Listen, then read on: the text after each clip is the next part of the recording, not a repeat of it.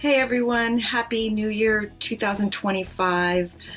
Today is our 17th podcast, and I unfortunately have to start it on a somewhat somber note because we've had some devastating wildfires here in California just, 2 days ago. And I personally know a couple people that have had to evacuate. One person actually lost their home. I'm waiting to hear about the other person, and I just wanted to say that we're all thinking about you.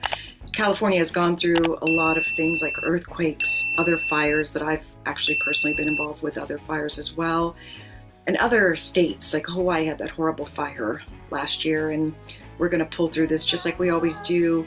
California has been declared a state of emergency, so we just want to say we're all thinking about you, and we're not just thinking, we're going to be doing things too. So hang in there, and I hope we resolve this as quickly as possible. It's just those awful winds as soon as they die down. But everyone, let's bring some light and laughter into our lives for this week. And today's guest puts a lot of us to shame with her zest for life, her work ethic, and just like she said, she wants to squeeze every minute out of every day. And it's the only life that we know of, right? How I met Jackie was very interesting. I was invited to dinner by my friend Dawn DeLuise, and she said, "You've got to meet this woman, Jackie. She's just so amazing. She knows everybody. She's done everything. You're going to love her." And she was right. So after this dinner in Beverly Hills, where I got to meet a lot of people, I said, wow, I really want to stay in touch with Jackie because she's just so incredible. And she did not disappoint. She does motivational speaking, like I mentioned, and she's just a very interesting woman because she made it in a man's world, which is not always easy to do. And I feel she did it with some, grace, and she retained her femininity. I mean, she looks amazing, and I really enjoyed speaking with Jackie, and I feel like we're kind of kindred spirits in a way. So, yeah, that's it. I hope you enjoy this first podcast of 2025. It's our 17th podcast. And again, our hearts go out to everyone in the devastating fires that we've experienced this week. And let's bring some light and laughter into our lives. And I hope you enjoy this podcast with Jackie Kallen.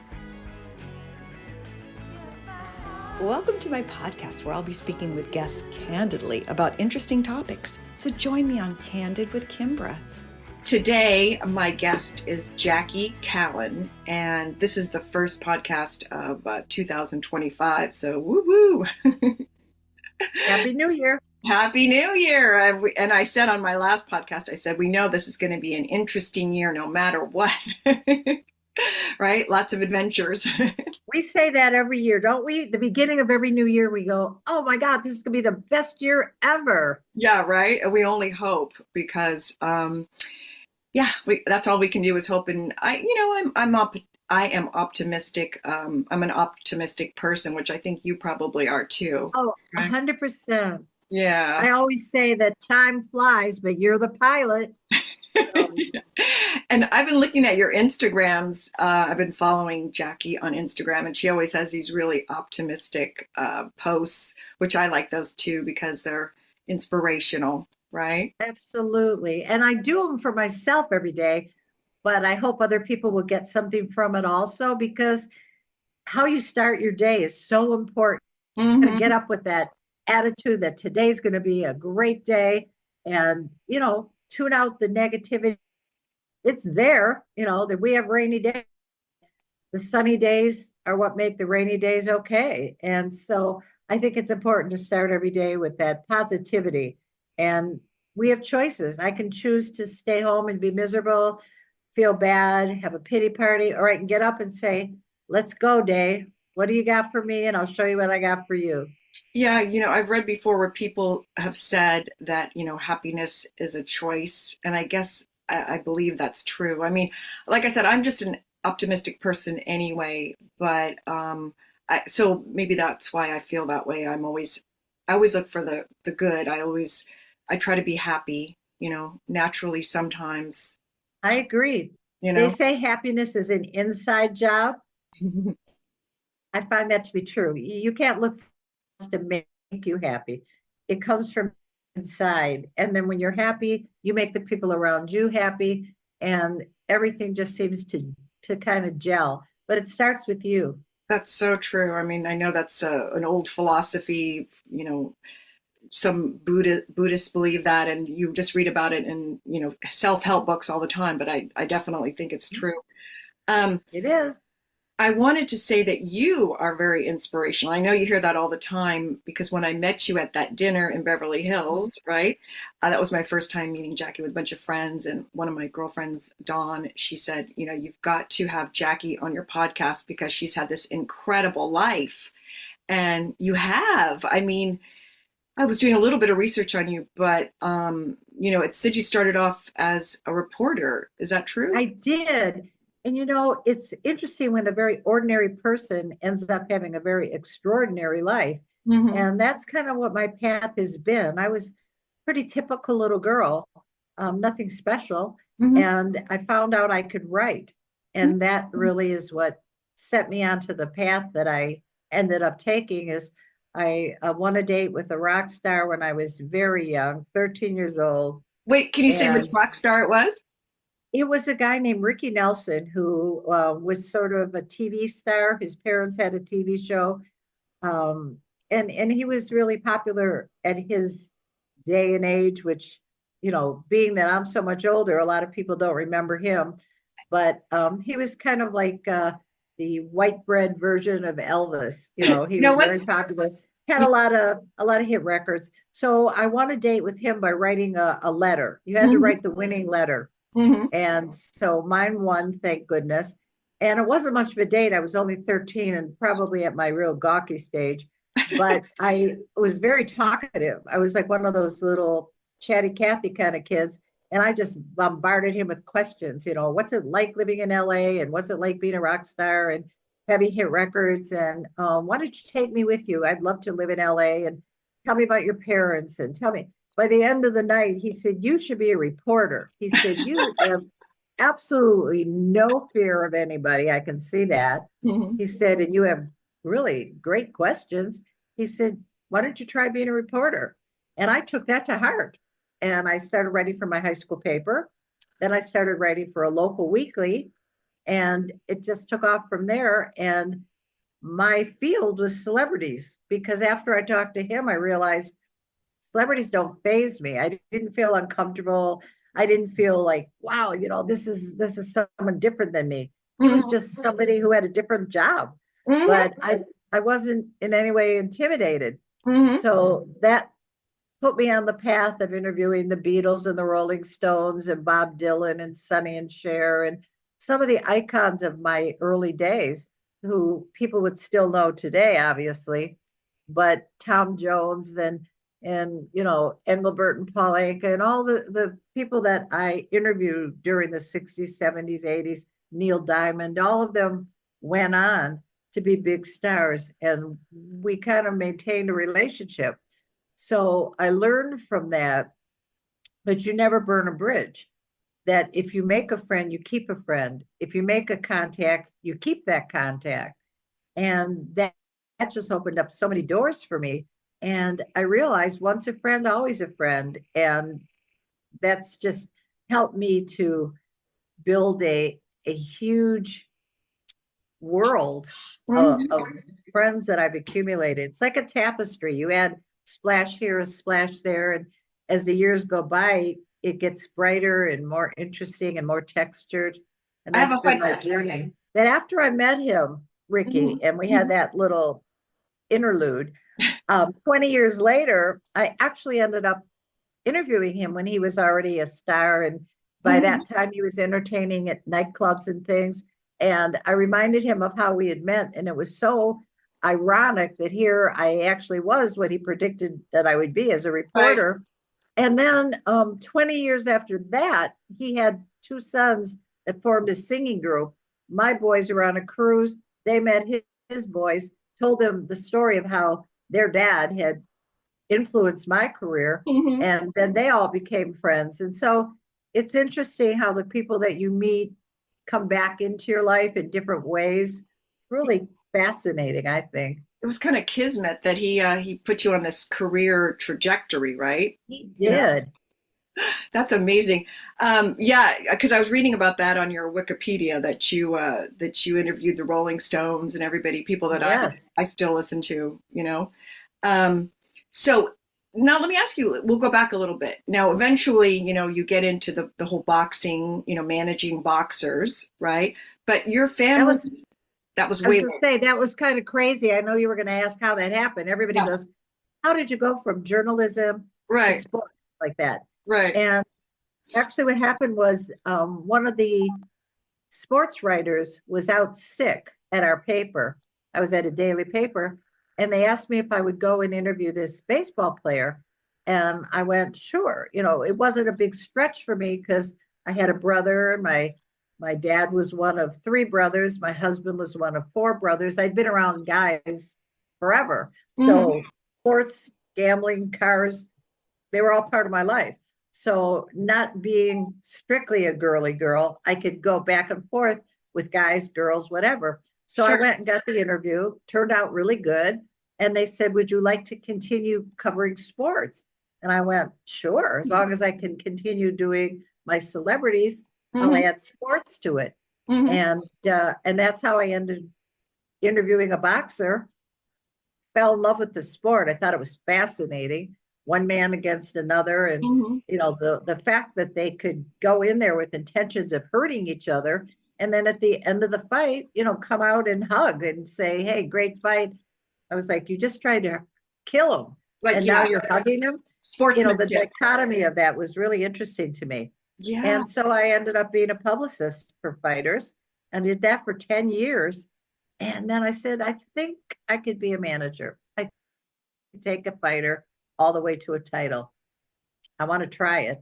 that's And I found a fighter that was brave enough to have a lady manager because a lot of them went, oh no, you don't know what you're doing. People will laugh at me. No way. And this one fighter was so great. He said, yeah. He said, let's give it a shot. And that's how it started. wow, that's amazing. And then I read somewhere that you saw Rocky and that really inspired you, or was that before or It after? It did. That was 1976, Hmm. and I started writing sports in 1976, so kind Hmm. of coincided. And then I started in boxing in 78. Hmm. So by then, the movie had exposed me to that underdog feeling of a guy getting in there and wanting to prove something. Then I Hmm. go to my first real fight in 78, and I see it live in person in front of me. And it was like, that was it. I was hooked. And from that day on, I just loved going to the fights. And, my dream was to meet Sylvester Stallone.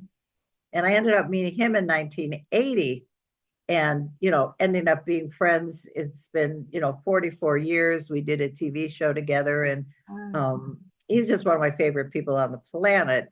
But it's funny because when I saw Rocky, the movie, I never dreamt that I would ever meet or know him. And so it's just funny the way life is.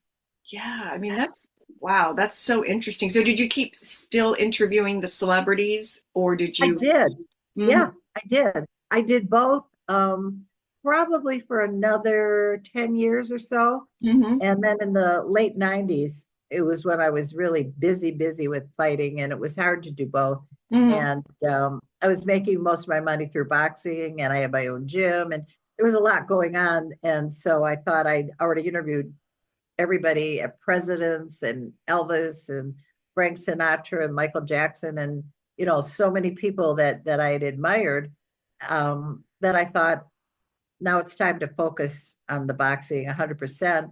And then I started doing motivational speaking, which I love. Yes. And I started branching off into some other directions.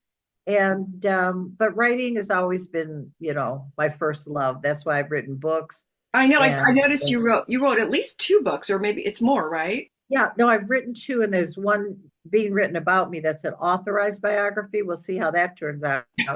But I had fun writing my own books. That was great. Just sitting at the computer and creating and writing, expressing yourself. That's what I love doing. I've just always my whole life loved journaling and loved expressing myself through words. I'm very much into that. Now, when you got into boxing or managing boxers, I mean, was it hard to have like a personal life? I mean, or did you have to totally focus on that? Well, that's a great question, because when I first started, I was married with two children, and I Mm. was juggling my marriage, Hmm. being a mother, Hmm. managing fighters, writing for the newspaper, and doing a TV show called, well, at that time, PM Magazine. It was kind of like Extra, Hmm. sort Hmm. of like Access Hollywood, one of those Sure. shows. And then I had a weekly radio show. So I was being pulled in a lot of directions, Hmm. and it was Hmm. challenging to say the least, because that was kind of the order I kept it in. Motherhood first, Hmm. wife, holding my stable of fighters together, Sure. going out on my speeches, and you try to keep it all together. But eventually, I think that it takes a toll. Hmm. And because I was so busy, it wasn't surprising that after 30 years, my marriage came to a major halt, Right. and he moved in another direction. I moved out to LA and started the next, I won't say half, because I don't know how much there is going to be left, but um, the next segment of my life The next started when I phase. moved The in. next phase, Yeah, right? yeah, the next chapter. Yeah, Yeah. next chapter. So That's I right. moved out to LA and started a whole new life out there. And at the same time, I had my fighters, my children, soon grandchildren, and a whole new set of friends. And life was great. It's Oh, always been great. And you have to look at each new chapter as a new beginning. sure. And it's like a slate, an empty slate. You can fill it with whatever you want. And I've just been so blessed that every step of the way, every chapter has just been wonderful. The good and the bad, of course, but it's how you take things, it's how you deal with things. And I've just chosen to see the glass either half full, or at the very least refillable. Yeah, So, that's a good one, refillable. Um, yeah. so I wanted to ask you about the movie that they made that was based on your life. It was called something with the ropes. I know Against the ropes. Against the Ropes. That's it. With and And Meg. I would say it was inspired by Hmm. my life, but it wasn't based on my life, Right. because the true story that Paramount bought was this woman who, like I described, was juggling a family and a career and friends and all that. They changed it and they made the Mm. character single, Mm. which I was thinking, where's the conflict here? Sure. She doesn't have, what is she fighting for, and what's the drama here? And they changed so much of the story Hmm. that I made them legally rephrase based on to inspired by, because they changed it so much. Yeah, But that makes that's sense. Hollywood. That makes sense because that happens a lot. I've several friends who are writers, and some people have even taken their names off of scripts because it changed so much. Exactly. You That's know? exactly right. And, at the time, I knew the story was very different from the real story, but I figured that the public would see it as just an inspirational story about a woman who Hmm. made it in a man's world, Hmm. who who is a fish, and maybe they'd be inspired by that, and they didn't need to know all the real facts to enjoy the movie. So I think it served its purpose in the sense that it showed women and young girls, just follow your dream, go for whatever you want to do. Don't let anyone tell you you cannot do something, because the only person that can stop you is you. True. And I wasn't about to let anybody stop me, including myself. So if that message resonated, then I think the movie served its purpose. I'm going to watch it. I actually only had time to watch the trailer, but I'm going to watch. Did The you get? trailer gives you the basics of the story. It's a woman going against the odds, and the fact that the men in the industry didn't welcome me exactly with open arms.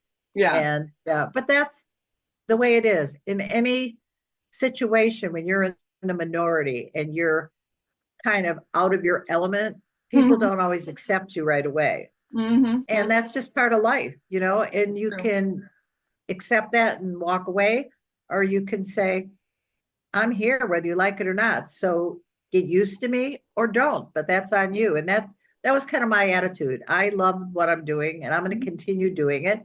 If Mm-hmm. you like it, that's great. You can embrace me and help me, or to the left, I don't care. I'm not going anywhere. I'm moving forward no matter what, right? Exactly.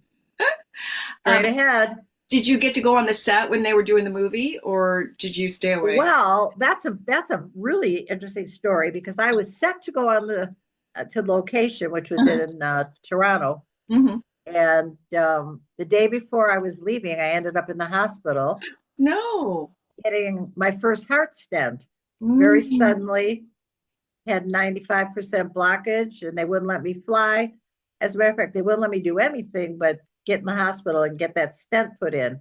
And I've had three more since then. So I've got four now. But at the very end of the shoot, when they were just wrapping up in Cleveland, I was able to fly out for the last day of the shoot. So I Oh. did get to see this much of it. The glamorous world of hurry up and wait, right? It's like just Yeah, it's not what the public would think making a movie is, but it was fun to watch and to see them shoot the same scene over and over from so many different angles and so many different cameras. And since then I've gotten involved in several independent films as a producer, so I've had a chance to actually spend days and weeks on end working on a movie. So I know that it's not as glamorous as it looks, but it is fun at the end to see the finished product. So, yeah, that's true. it's a fun industry, isn't it? And I was reading somewhere that you're working on a movie now, or at least you started one. What is it called? Gosh, do you have a film in development now? No, I'm not working on one right now. I'm kind of finishing up. Um, they did a documentary on me. Mm-hmm. And so that's a lot more true than the movie was, obviously, because it's a documentary. Sure. So we're just finishing up the last parts of that, and it's going through the editing. So that should be out spring. So I've been working on that, and it's been a lot of fun just going over all the old photo albums and, talking about what led up to my decisions in life. How did I pick this person? How did I end up with this job? How did I end up meeting this person and that person? And, it was just like a walk down memory lane. And they interviewed so many people that I know who are going to be in the documentary.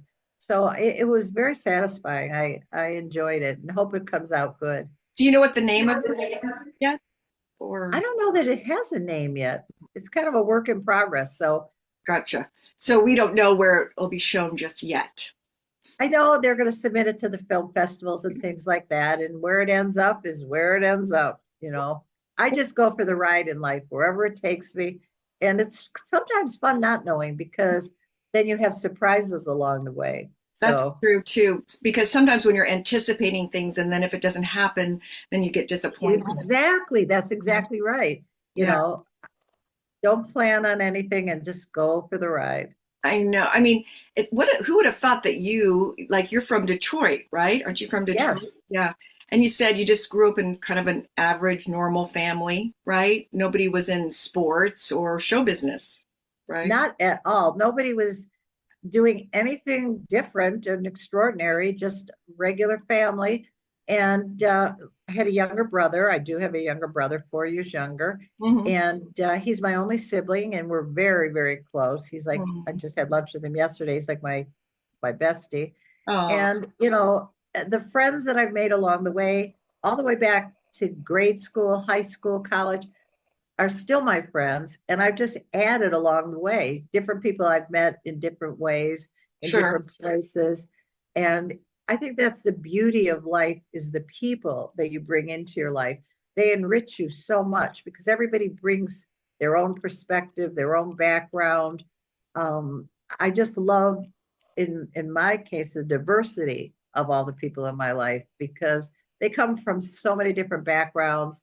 I have friends younger than me, older than me, different religions, different ethnicities, certainly different career choices. And it keeps it so interesting because I don't have like a specific clique. Some people have a group or, Sure. you know, and they stay with that little clique. And mine is just so eclectic and You're like from me. day to day. I'm that way too. Like we were talking, we're both Tauruses, right? Yeah, right. And so I We like love I we like love nice things and nice interesting things, people. good food, and Good food for sure. yeah. And also we like to be. I think we get bored if we don't change things up a little bit. At least that's my case. 100%. You're the same kind of Taurus I am, because I do get bored. I have to always be doing something different. I Sure. want to meet someone new wherever I go. Some people walk into a room and they're very nervous and shy. Am I gonna, you know, be accepted? Is someone gonna talk to me? I burst into a room and it's like, I'm here. Who can I meet? Who can I talk to? Right. What am I going to learn today? That's I awesome. like embrace life. And I think that's part of why I've had such a blessed journey, is because I truly appreciate every day. I have a lot of gratitude for the blessings that I've had. And that helps you to deal with the downsides. Like I said, the heart stents, the glaucoma. Sure. I've had 3 bouts with malignant melanoma. I have sleep apnea. I mean, Oh, we all get things.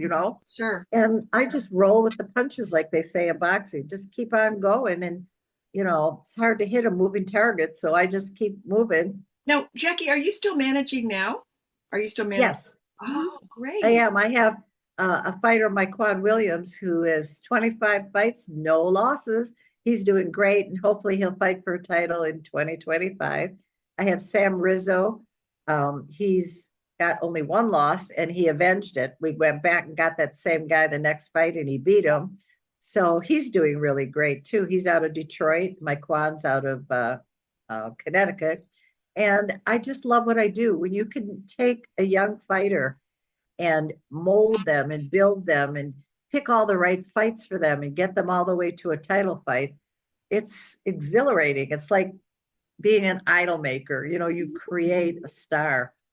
It's I, great. It's a wonderful feeling. I have a question for you. Out of all because you've met so many celebrities, who was there one that really surprised you, like that he was way different than you thought? Like, because I know you've met Bill Clinton and, like you said, Sylvester Stallone. You probably know Jackie Stallone, I bet. Oh yeah, I loved his mom. Oh, we were like kindred spirits. I love his brother Frank. I got to know the whole family, his wife Jennifer. They're all great people. I was surprised by a lot of different people that I met. I still put Stallone at the top of the heap because he's just such a great guy, so talented and so warm and such a wonderful person. But meeting Elvis was exciting to me because he was Elvis, You met Elvis? Later, Oh my gosh. oh my gosh, Elvis was spectacular to know. And meeting Michael Jackson, meeting Magic Johnson. I worked for him for a while, for a year. Did? He's a great guy too. Meeting Trump, I worked with Trump many times over the years. I've known him 40 years. He's quite different than what people would expect. Mm. Bill Clinton, charming. I mean, you meet Bill Clinton and he'll charm your pants off. Yes. Just, just a lot of the people. Arnold Schwarzenegger's bigger than life. I So love Arnold Schwarzenegger. I think I wish he could run for president because I think he's so amazing. he is a great man and just wonderful to talk to, and just a super nice man. I mean, great to his fans. And I've met so many wonderful musical giants, and then I go see their plays about their lives, and it's so interesting. Having met Freddie Mercury and then seeing Bohemian Rhapsody, knowing Neil Diamond and then seeing his play, A Beautiful Noise, knowing Frankie Valli so well for 50 years and then going to see Jersey Boys. It's really fun to see movies and plays about people that you actually know. And that's been a lot of fun. I really value those experiences. But of the people that I've met, there haven't been any surprises to the extreme. Nobody has been nicer than I expected, and nobody's really been nasty to me. I've been blessed that everybody's been very nice, very kind, very forthcoming during the interviews I did. and even people that I met and I didn't actually interview them, we just met socially, like Jesse Jackson, Oprah Winfrey, people that we just crossed paths at parties, Jack Nicholson, Warren Beatty, people like that. They've all been very, very interesting, fascinating, likable. So maybe it's just me that I like everybody, but I haven't been disappointed really by anybody. We're able to draw out the best in people. I have a funny story. A few years before he passed, I met Marlon Brando. I got to spend some time with him, and he was the nicest to me, and he just wanted to know about me, interviewing. He was asking all these questions about me. But I think when you're at that level of celebrity, you don't want to talk about yourself anymore. At least most people don't, because he had done it all, seen it all. So he was just like, "Where are you from?" And blah, blah, blah. I find that to be true as well. Yeah. Many of the interviews I did, the subjects were interviewing me. Mm-hmm. So it was a real conversation Yeah. more than just an interview. It was a dialogue. Mm-hmm. And I like that about celebrities because some of them, I have to admit, some of them are fairly self-centered and full of themselves. Really? And it's understandable. You reach a certain point where everybody in the world adores you and tells you how fabulous you are. Right. So, you Yeah, feel I that. know. It's But it's surprising how many of them do show interest in you. That's true too. Yeah, I guess it just depends on the person, and the world that they live in and who surrounds them. And I think with Marlon Brando, he was kind of reclusive, so he wasn't surrounded by a lot of yes people. So that probably makes a difference. So I want to ask you one more time though about your authorized autobiography, right? You said it's in the works right now. Yeah, there's an author in England that's been working on it for a couple of years now. Mm-hmm. So, I have to get an update from him to see where it stands. We're pretty much done. I've proofread what he had so far, but he wants to add a little bit more now that I'm in the Boxing Hall of Fame and I got a doctorate, an honorary doctorate in philosophy and other things that, we're kind of adding to it. But it's nice to read about yourself, because I read through a chapter and I go, really, I did that. yeah, that's pretty cool. So it's very I forgot to ask you. flattering. I'm sorry, I forgot to ask you about the Boxing Hall of Fame. Were you the first woman or one of the first women? You were Well, I'm the first female. Here's my ring. Ah! So I'm the first female boxing manager ever inducted. And I don't know if there's going to be any more because I don't know any other women crazy enough to want to do what I do. Right. But I thoroughly enjoy what I do. I've worked with women as well as men. I've managed women champions and men champions. And there's just something about it that I love. And when you do what you love, I love writing. So when I'm writing something, I'm happy. When I'm working with my fighters, I'm happy. When I'm out there doing a motivational speech to an audience of 100, 200 people, I've talked to as many as 3,000 at a time, and I love it. They say that talking in front of crowds is a big fear that a lot of people have, and I just love it. It's so much fun. And just to see the reactions when you hit something that people can resonate with and relate to, it's just a great feeling. So I love doing that. And, I have to say that the charity work I do, and I try to do a lot of administratively involved with a charity called You Empower. And we've done 4 events in the last few months. We did knockout skin cancer, knockout ovarian cancer, knockout breast cancer. And the last one we just did was knockout crime to honor our Oakland County Sheriff here. And I love doing things that give back to the community. Sure. I think it's so important that if you've been blessed and you've had a great life, you have to do something to give back. You can't just take all the time. I agree. You have to give and take. It's a give and take world. And I don't feel entitled to take anything if I'm not giving anything. Right. It just doesn't feel right. That totally makes sense. If someone wants to book you, how do they book you for Oh, they could just contact me online. Like I said, I'm on Facebook. Sure. I'm on Instagram. I'm on LinkedIn. I'm on X. I'm pretty easy to find. Yeah. And Yeah, and I love to go out and talk to groups. So yeah, anybody that's interested, I do a whole PowerPoint with pictures, and Oh yeah. it's really fun for me. And I meet such wonderful people. I mean, I've been all over from Canada, Vancouver, all the way down from the West Coast to the East Coast, and all the way up north to North Dakota, down to Miami. And it's just fun for me to travel and get to tell my story and hopefully inspire other people, not just women, but people to go out and just go for your dream. Mm-hmm. Get Mm-hmm. one time around. That's it. Yeah. As far as I know, So we know I of. don't know. I like to let you know when I get to the other side if we come Yeah. back as something else or not. We're gonna But hear the as far bocce as bell. Bing. exactly right, ding, she's back, round 17, 18. But I feel like if I have one time around, I'm going to make the most of it and meet as many people as I can, and just inspire as many people as I can, and just enjoy life because every day is a gift. I guess that's why they call it the present, Present. because Yeah. it really is. Yesterday's over. We can't live it again. Sure. Tomorrow's not promised. We don't even know if there's going to be a tomorrow for sure. So today is our gift, and enjoy it. And that's the only way to, they say, to be happy, you got to be in the moment and present, because if you're worrying about the future, you're not in the moment. If you're worried about the past, you're not in the moment. So that's why, that's all we can do is control right now. You're 100% right, because we have no control over what's done already. There's no do-overs, and we have zero control over the future. So why even worry about it? I find a couple things that are unnecessary in life. Worry.